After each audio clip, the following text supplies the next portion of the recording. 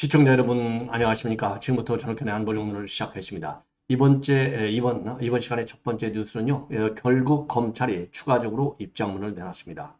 이제 내주 월요일 날 송영길 영장실질심사가 있는데 불길한 것 중에 하나가 이게 유창훈이가 판결을 최종적으로 심사를 담당하게 돼 있어요. 그래서 우리가 아픈 경험이 있지 않습니까? 그러다 보니까 오늘 검찰에서 매우 중요한 왜 구속이 되어야 하는지 입장문을 지금 방금 내왔습니다. 그래서 이 내용을 말씀을 드리도록 하겠고, 그리고 여러분들께 이미 말씀을 드린 대로 유창훈 판사는 이제 뭐 좌파 핵심이잖아요. 아니 뭐 이재명 영장을 기각했으니까 모순된 판결을 내려서 그 당시에도 많은 논란이 야기된 바 있어요. 그리고 변호는 본인의 친형이 한다. 자, 친형이 판사 출신이니까 얼마나 잘하겠어요? 중앙지법에서 또 이 고법에서 이 판사를 생활했으니까 잘 알겠죠? 큰일 났습니다. 예. 그 다음에는요, 오늘 이재명이를 이관섭 정책실장하고 한호섭 정무수석이 예방을 했습니다. 이 자리에서 윤 대통령의 안부 인사가 있었고, 또 이재명이는 이 대통령이 거부권 행사를 하지 않도록 입법 협조를 해달라라는 요청을 했어요. 관련 내용을 말씀드리도록 하겠고, 지금 이 시간에는 또 뉴스핌에서 미디어 리서치에 의뢰해서 조사한 내용, 여론조사 내용을 말씀드리고, 그리고 마지막으로요, 지금 카디스를 갖다가 중국과 러시아가 공동으로 오늘 전격적으로 침범 행위를 했습니다. 이거는 국제법상으로도 도저히 용납할 수 없는 영공 침범 행위는 아니지만 준영공 침범 행위는 마찬가지가 아닌가. 이런 점에서 또 한 번 우려하지 않을 수 없습니다. 자, 이런 내용을 가지고 여러분께 이제 말씀을 드리겠는데요. 자, 우선요, 이 송영길. 자, 이 뭐 송영길이 이 얼굴 좀 보십시오. 얼굴이 보니까 지금 마음이 편치 않아요. 그래서 많은 지금 논란을 야기하고 있는 이 송영길. 그래서 이미 여러분께 말씀드렸듯이 이 판사는 유창훈 판사, 서울대 법대를 나왔고 사법시험 39기, 그리고 서울지법에서 또 이 광주, 의정부, 서울고법, 그래서 서울고법에서도 2012년도에 근무한 바 있어요. 아마도 친형하고도 같이 서울고법에서 근무했을 가능성도 배제할 수 없는 것 아닌가 하는 생각이 들어요. 예, 그래서 여하간 어쨌든 간에 고법에서 동시 패션으로 근무를 안 했다 하더라도 이런저런 인연이 충분히 있지 않았겠나. 그러니까 친형 판사를 갖다 앉힌 건 아닌가. 그리고 뭐 송영길이 또 지금 본인 얘기대로는 자기 재산이 4억밖에 안 되니까 어마어마한 변호사 선임 비용을 댈 수가 있겠어요. 그 친형이 이제 변호사에 나선 거죠. 그래서 친형이 변호에 나섰다는 것은 유창훈이가 이거 재판할 가능성이 있다는 것을 사전 정보를 입수하고 한 것이 아닌가 하는 의혹도 우리가 갖지 않을 수 없는 것 같습니다. 자, 그래서 요 내용을 여러분께 이제 자세하게 말씀을 드리도록 하겠는데요. 자, 검찰의 오늘 입장문. 우선 저도 이미 여러 차례 말씀을 드렸듯이 이 돈봉투 사건하고 그러니까 정당법 위반, 정치자금법 위반, 뇌물죄 이 세 가지를 적용해서 구속영장을 청구했지 않습니까? 요게 민주주의를 위협하는 중대한 사안이다. 그러니까 사안의 중대성을 강조하고 있고요. 그 다음에 두 번째로 검찰에서 주장하는 강력한 구속 사유 중에 하나는 증거인멸 행위가 되겠습니다. 요와 관련해서 아주 자세하게 설명을 했습니다. 자, 그래서 중앙지검에서 오늘 지금 이제 이 입장문을 내놨는데요. 우선 혐의 자체가 정경유착범죄로서 사안이 매우 중대하다. 예, 사안의 중대성. 이것도 영장 발부할 때 굉장히 중요한 기준이 아니겠습니까? 자, 그래서 정당민주주의와 선거의 불의가 매수성을 침해하는 대규모 조직적 금권선거일 뿐만 아니라 공익법인을, 즉 먹사연이죠. 공익범위를 사적 외곽 조직로 변질시키고 불법 정치자금 창고로 사용한 정경유착 범행이다. 이렇게 사안의 중대성을 강조하고 나섰습니다. 그래서 사안이 중대할 뿐만 아니라 범죄와 관련해서 다수의 가담자가 구속 기소됐고 법정에서 관련 정황이 드러나고 있다. 법원도 합리적 판단을 할 것이다. 이렇게 얘기를 했어요. 이 얘기는 법정에서 관련 정황이 드러나고 있다. 그러니까 판사 앞에서 유죄로 판결을 받을 수 있는 내용들이 이미 다수의 관련 인사를 이미 구속돼서 수사를 받고 있던 강내구, 그 다음에 윤관석, 그 다음에 박용수 이런 사람들이 구속 재판을 받아왔지 않습니까? 요거를 얘기하는 거예요. 그러니까 이미 법원에서도 그런 진술을 다 하고 있으니 유창훈 당신도 똑바로 판결해. 요 얘기나 마찬가지가 되겠습니다.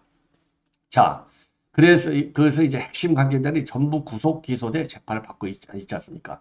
자, 그리고 지금 이제 검찰은요, 이 송영길이를 대표로 당선시키기 위해서 이 사람들이 돈 봉투도 마련했을 뿐만 아니라 송영길이도 직간접적으로 개입하고 공모했다. 이렇게 검찰이 밝히고 있어요. 그리고 또 증거인멸 우려를 강조하고 있습니다.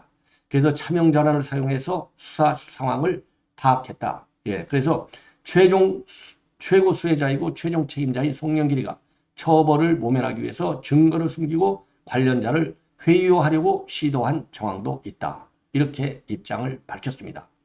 자, 그런데 송영길이는 시종 일관유 지난 8일 날 조사를 마치고 나서도 전당대회는 비난 가능성이 작고 그리고 자율성이 보장된 당내 잔치다. 그러니까 중요한 민주주의 뭐 이렇게 거창하게 검찰이 얘기하지 말라는 겁니다. 그냥 조그마한 당내 잔치라는 거예요. 이게 말이나 되는 겁니까? 그래서 이 부분에 관해서 검찰이 오늘 방금 내놓은 입장에서도요. 정당법에도 당내 경선에서 금품 선거를 방지하기 위한 규정이 마련되어 있고 본인의 범죄를 은폐하기 위한 왜곡된 이것은 발언일 뿐이다. 이렇게 오늘 반박하고 있어요. 현행 법을 보면요.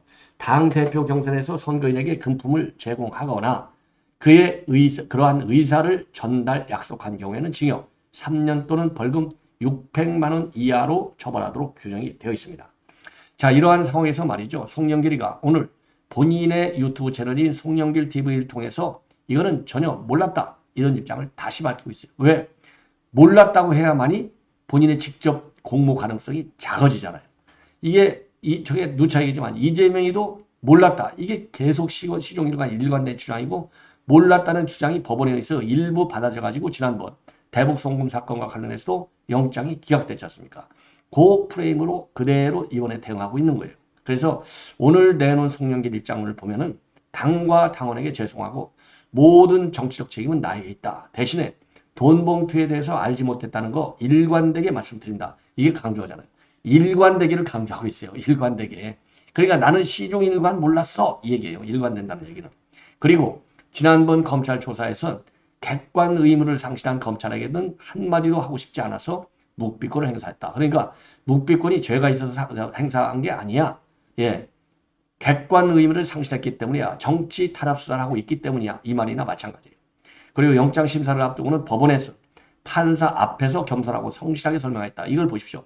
판사 앞에서는 겸손성실을 얘기하고 있어요. 그게 죄질이 좋다 이거죠. 죄질이 나쁘지 않다. 이 얘기를 하고 있는 거예요. 왜? 죄질이 나쁘다고 그래서 또 이것도 이제 판사한테 하나의 빌미를 줄 수 있잖아요. 그리고 특수부가 이렇게 과도한 인력을 투입해 수사할 사항인지 의문이다. 당내 자치 선거는 가벌성과 비난 가능성이 약한 게 사실이다. 이것도 거짓말이다. 아까 말씀드린 대로 이게 잔치라는 말을 써가지고 이 잔치니까 흥겨우니까 이거는 법이 들어올 법을 적용하는 게 아니야. 당내 잔치에. 그러니까 이제 취해법권적 영역이 있다는 거예요. 당내 선거니까 이게 말이나 되는 겁니까?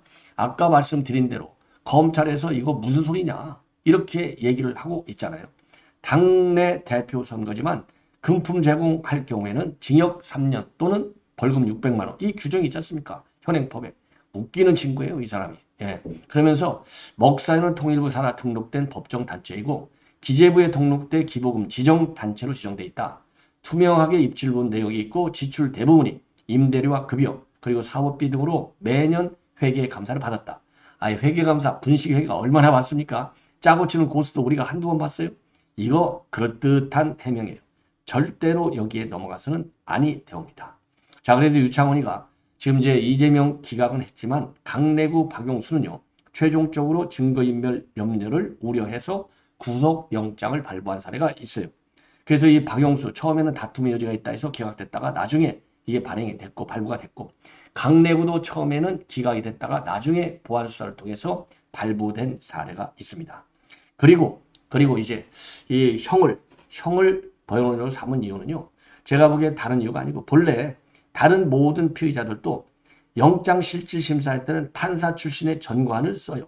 왜냐하면 판사는 판사들끼리 통하잖아요. 자, 그래서 아까 말씀드린 대로 이 판사들 뭐 20, 30년씩 근무하니까요. 어디선가는 이 유창훈이를 잘 알 수 있는 계기가 두 사람 사이에 있었다. 이렇게 보여집니다. 직접적으로 같이 근무했던 안 했던 간에 같은 판사 출신이라는 점. 그리고 형도 동생도 이 판사도 전부 좌파 영역에 속한다. 이런 공통점 때문에 지금 형이 적극적으로 변호에 나선 게 아니냐. 그래서 영장실질심사는 18일 날 오전 10시에 시작이 됩니다. 예. 그리고 여러분들 뭐 이 이거는 뭐 이미 다 아시는 거고요. 이 세 가지 범죄. 그래서 이 정도로 해서 요 사건은 이제 말씀을 드렸고, 그 다음에 하나는 지금 이제 이재명이를 이제 오늘 말이죠.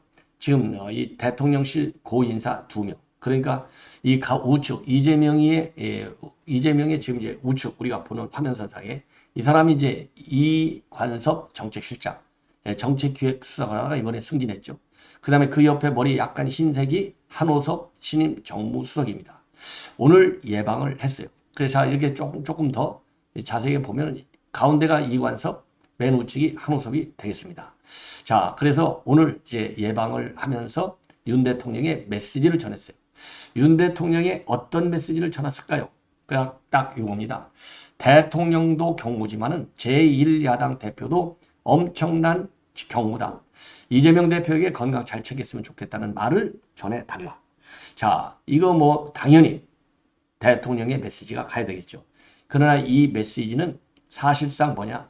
이거는 뭐 그냥 덕담 수준이 아닌가 하는 생각이 들어요. 그러니까 여전히 왜 그러냐? 이거는 말이죠. 자기가 하는 것만큼 대접받는다는 게 우리 속담에 나와 있잖아요. 이재명이가 하는 짓거리를 보면 이건 뭐 인간이 다를 수고 할 수 없는 매일같이 거짓말만 하잖아요. 그러니까 얼마나 경무가 엄청난 경무를 하겠어요. 거짓말까지 해야 되니까. 그리고 여기서 얘기하는 경무는 일주일에 2-3번씩 법원에 가서 얘기를 또 해야 되잖아요. 이게 얼마나 경무입니까?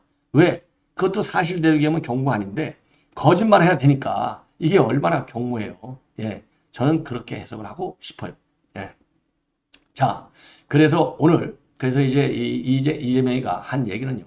최근 국회 입법 법안들이 거부권 행사 대상이 되고 있는데 국회도 국민이 뽑은 대표 기관인 점을 고려해서 입법안을 존중해달라. 이 얘기는 최근에 윤 대통령이 양국관리법, 간호법, 그 다음에 요즘 들어서는 노란봉투법과 방송 3법, 이게 제의 요구권을 행사했지 않습니까? 이게 기분 나쁘다 이 얘기죠. 자, 국민이 뽑은 대표 기관이잖아요. 그러면 대통령은 누가 뽑았나요? 국민이 뽑았어요. 국민이 뽑은 대통령이 거부권을 행사한 거 얼마나 악법을 만들었으면 대통령이 거부권을 행사하겠느냐. 그래서 국회가 입법권을 행사하지만 행정부와 사법부와 입법부는 견제와 균형의 기본 원리, 민주주의 작동 원리가 반드시 적용이 돼야 돼요. 그래서 민주주의 기본 원리에 따라서 부당한 입법이기 때문에 거부권을 행사한 거예요. 그래서 국민이 뽑았다라는 이유로 지금 악법을 양산하고 있는 게 민주당이지 않습니까? 이것만 보더라도 이러한 발언이 과연 이 상황에서 이재명의 입에서 나올 수 있느냐? 이게 전부 방탄치려고 나오고 내년 총선에서 이 포퓰리즘 차원에서 나오는 입법들이잖아요. 이거 도저히 안 되는 것이죠. 그래서 이관섭 정책실장이 여야 간의 노선 차이가 분명히 드러나고 있고 우리는 가급적 자유시장 경제 기조에 맞게 견제를 운영했으면 한다. 그런 관점에서 의견이 다를 수 있고 그래서 좀 더 이 어려운 자리를 맡게 돼서 인사를 드리러 왔고 좀 더 소통을 하겠다. 그리고 한호섭 정무수석도요. 임명된 지 조금 됐지만 이재명의 고견을 들으러 왔고 야당 대표를 먼저 찾아왔다라는 점을 얘기를 했습니다. 자, 그래서 특히 이관섭 정책실장은 이제 이 예산도 관련되니까요. 자, 이 R&D하고 자영업자 지원에 필요한 지역화폐 예산 이게 확충됐다는 점을 강조하고 예산 협상의 타결은 결국 용산 대통령실 입장이 가장 중요할 것이며 야당 입장과 국민의 인식에 관해서도 관심을 가져달라. 이러한 당부를 했어요. 여기에 대해서 이관섭 정책실장 R&D 예산을 더 줄일 생각은 없다. 다만 너무 방만하게 쓰인다거나 다른 목적이 사용되는 부분은 구조적으로 조정을 해야 되겠다. 그리고 지역화폐 예산은 국비를 예산에 편성하지 않은 것이니까 지자체가 알아서 지역 경제를 살리는 그런 차원에서 예산을 쓰도록 하라. 이렇게 얘기를 했습니다. 자, 그래서 오늘요 상당히 조금 그 첫 예방이니까 여기서 뭐 논란하고 논장을 할 수는 없는 거지 않습니까? 그러나 지금 이제 이관섭, 그 다음에 한호섭 둘 다 이 할 기본 입장은 전한 것이 아니냐. 그리고 또 하나는 이재명이는 여전히 선거 공학적 측면 그리고 포퓰리즘 측면에서 이 대통령실 참모들을 대하고 있다는 점이 매우 유감스러운 상황이 아닌가. 이 정도 되면 진실을 얘기하죠. 진실. 안 그렇습니까? 자, 이 정도 말씀을 드리고 이번에는요. 뉴스핌이 그 미디어 리서치에 의뢰해서 나온 여론조사 결과를 말씀을 드리도록 하겠습니다.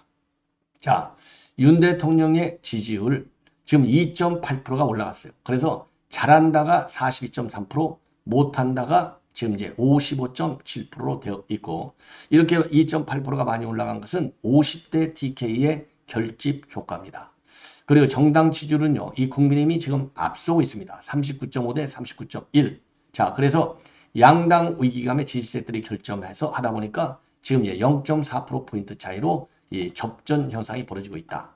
그리고 이낙연 신당과 관련해서요, 민주당 지지층의 82.7%는 이게 지지하지 않아요.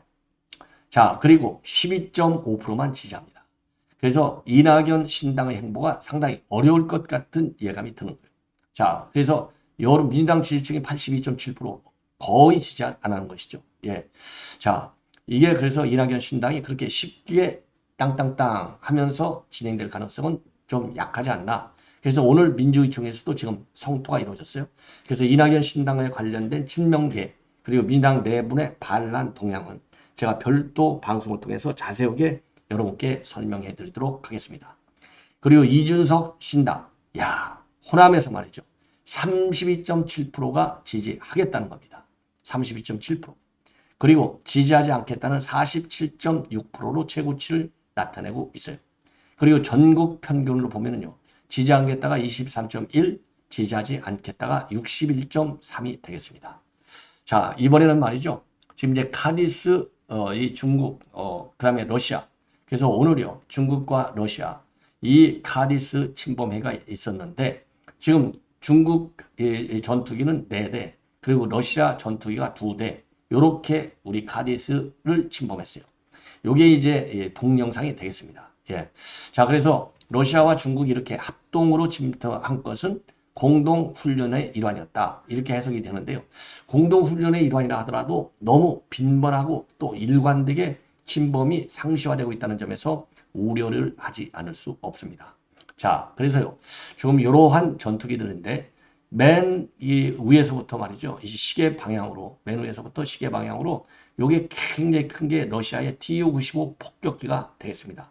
그 다음에 그 아래가 중국 H-6 폭격기가 됐고요. 그 왼쪽이 러시아 A-50 공중조기 경보 통제기가 되겠습니다. 자, 이러한 이 전투기들이 오늘 말이죠. 지금 이제 우리 카디스를 침범했어요. 자, 그래서 중국 군용기가 2대, 러시아 군용기가 4대가 됐습니다. 그래서 오늘 오전 11시 53분부터 오후 12시 10분까지 동해 카디스를 진입한 다음에 이탈했고, 우리 영공은 침범하지 않았다고 합니다. 자, 그래서 우리 공군 전투기들이 즉각 투입이 돼서 우발 상황을 대비한 전술 조치를 했다라고 되어 있어요. 자, 그래서 이번 침투 행위는요, 중국과 러시아의 연합 항공 훈련 과정에서 이루어진 것이다. 이렇게 추정을 하고 있어요. 참고적으로 금년 6월에도 중러 양국의 군용기들이 카디스 침범한 적이 있고, 작년 11월 30일에도 또 침입한 적이 있고요. 자, 그래서 작년의 경우에는요, 중국이 총 70여 회, 러시아는 10여 회 카디스를 침범을 했어요. 근데 잘 아시다시피 이 카디스 침범은요, 이게 뭐 카디스는 영공이 아닙니다. 근데 이제 준영공처럼 지금 이제 국제적으로 대우를 하는 거예요. 그래서 카디스를 침입할 경우에는 이제 사전에 이제 통보를 하게 돼 있는데 무단으로 진입을 한 겁니다. 이 얘기는 결국 최근에 한미일 3개국 간의 군사적인 공조도 굉장히 강해지고 있지 않습니까? 특히 캠프 데이비드 협상 이후에 요거를 겨냥한 노골적인 이 항의 무력 시위가 아니냐, 이렇게 생각이 됩니다. 그래서 중국은 H계열의 폭격기, 러시아는 Tu-계열의 폭격기를 투입을 한 것이고요. 울릉도 북방에서 진입해갖고 독도, 동방으로 빠져나갔습니다. 그래서 진입 시간은 약 17분 정도이고 영공 침범은 없었다. 이렇게 우리 군이 밝히고 있습니다. 자, 그래서 이게 한두 번도 아니고요. 상습적으로 진투했다가 나가는 요런 침범 행위에 대해서는 이거는 강력히 대응할 수밖에 없는 것 아니냐. 그런데 이제 중국 외교부는 국제 해역에서 진행한 정상적 비행 활동이다. 비판하지 말아라. 이러한 입장을 내보이고 있는데, 야, 이거 먹긴 놈이 저 성질 낸다고요? 참 도저히 이해할 수가 없는 것 같아요. 자, 그래서 여러분들께 조금 이제 자료 화면을 하나만 더 덧붙여서 설명을 해드리면요. 이해하시는데 상당히 좀 도움이 되지 않을까 이렇게 생각이 드는데요. 자, 그러면 제가 자료화면 하나를 더 추가적으로 이제 보여드리겠습니다. 그러면은 어느 영역에서 우리 카디스를 침범한 건지 자, 우리 이제 자료화면을 통해서 이제 보여드리면요. 자, 요거를 조금 제가 키워보겠습니다. 자, 요걸 키워보려면요. 자, 울릉도 독도 방향으로 제가 아까 말씀드렸잖아요. 울릉도 쪽으로 들어와서 독도 쪽으로 빠져나갔습니다. 그래서 이쪽이 이제 대마도, 한국과 일본과 대마도가 있고 제주도 아래 이어도가 있고 한국 방공 식별구역이 요 선으로 이게 되어 있어요. 자, 요거를 군용기 2대 그리고 러시아 군용기 4대가 침범을 했다. 그래서 단호하게 이제 합참해서 이제 쉽게 얘기해서 몰아낸 것이죠. 몰아낸 것이고 그리고 요거는요. 이 외교 경로를 통해서도 중국과 러시아 양측에 대해서 강력히 항의할 필요가 있지 않나 이렇게 생각이 드네요. 자, 이렇게 해서요. 이렇게 해서 오늘 본 방송은 이제 마무리를 하도록 하겠고요. 또 계속되는 저의 방송 여러분들께서 많이 시청해 주시면 대단히 고맙겠습니다. 감사합니다.